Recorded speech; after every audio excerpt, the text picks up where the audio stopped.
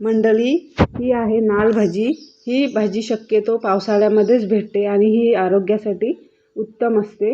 ही बघा मी स्वच्छ धुवून आणि इथे चिरून घेतलेली आहे भाजी। त्यानंतर मग मी भाजीसाठी फोडणी तयार करते। तेल गरम करत ठेवलंय। कांदा, टोमॅटो,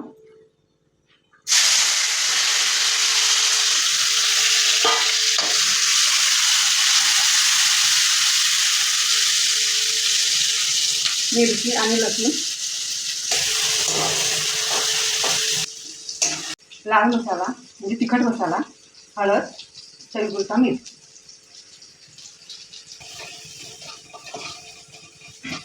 थोडा हिंग टाकू,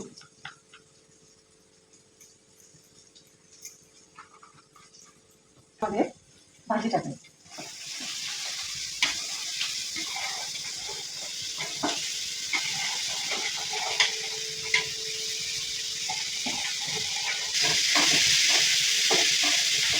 त्याच्यावर झाकण ठेवू आणि गॅस थोडा बारीक करू।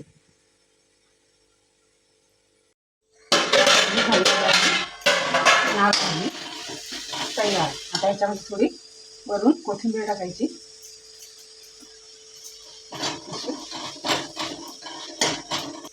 आता गॅस बंद करू आणि हे झाकण ठेवू। ही आहे तांदळाची भाकर आणि ही आहे नाल भाजी।